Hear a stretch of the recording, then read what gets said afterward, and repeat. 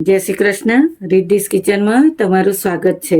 આજે આપણે આ રાજાપુરી કેરીનું અથાણું નાખીશું. તે 12 માસ ભરવા લાયક છે. રાજાપુરી કેરી 2 કિલો કેરી લીધી છે, એના કટકા કર્યા છે.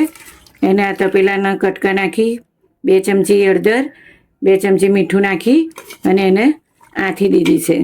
10 કલાક રાખ્યા પછી એને બીજા દિવસે આવી રીતે એક કાણાવાળા વાડકામાં કાઢી લેવાની છે.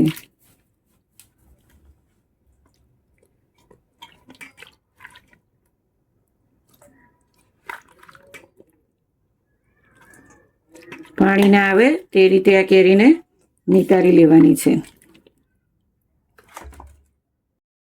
હવે આપણે આ કેરીના કટકા છે એને એક નેપકિનથી લૂછી અને એક કાપડની અંદર સૂકવી દેવાના છે.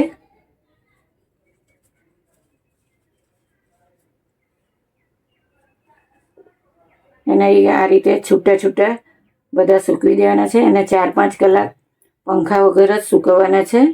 એની અંદર બિલકુલ પાણી ના રહેવું જોઈએ. કેરીના કટકા કોરા થઈ જાય ત્યાં સુધી સૂકવવાના છે.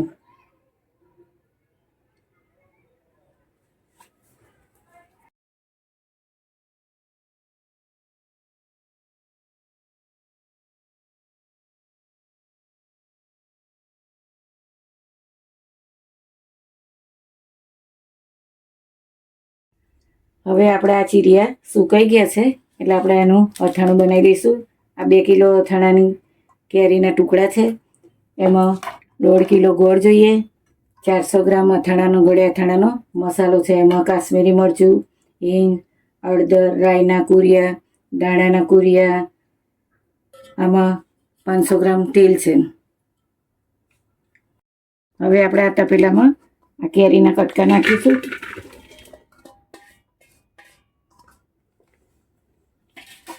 પછી એમાં તેલને આપણે ગરમ કરીને ઠંડુ કરી દીધું છે. એ 500-700 ગ્રામ તેલ એની અંદર નાખીશું.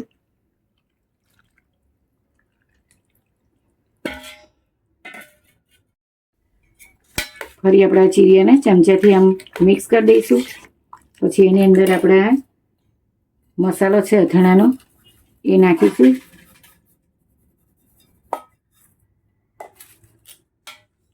એને અંદર મિલાવી દઈશું. આ બધું એક રસ થઈ જાય ત્યાં સુધી એને મિક્સ કરવાનું.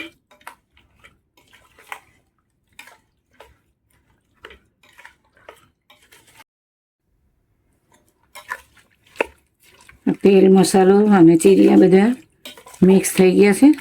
હવે આપણે એની અંદર ગોળ નાખી દઈશું.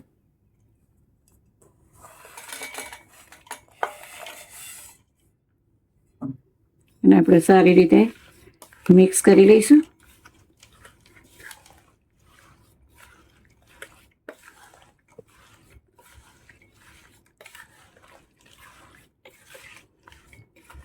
અથાણામાં કોલ્હાપુરી ગોળ નાખવાનો, એ જલ્દીથી ઓગળી જાય છે.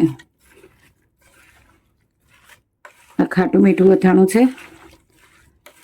હવે આપણું અથાણું મિક્સ થઈ ગયું છે. હવે તપેલાની અંદર જ 2 દિવસ સુધી તપેલાની અંદર જ રાખવાનું છે. 2-3 દિવસ થાય ત્યાં સુધી ગોળ ઓગળી જાય પછી આપણે એને બરણીમાં ભરવાનું છે.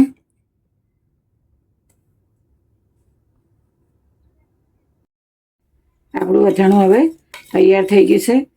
આને હવે દિવસમાં 2-3 વખત હલાવવાનું છે. 2-3 દિવસ તપેલામાં જ રાખવાનું છે.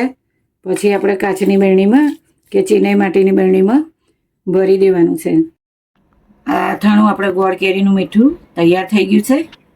હવે એને આપણે બરણીમાં ભરી દઈશું તો 12 માસ ચાલે એવું આ અથાણું આપણું રેડી થઈ ગયું છે.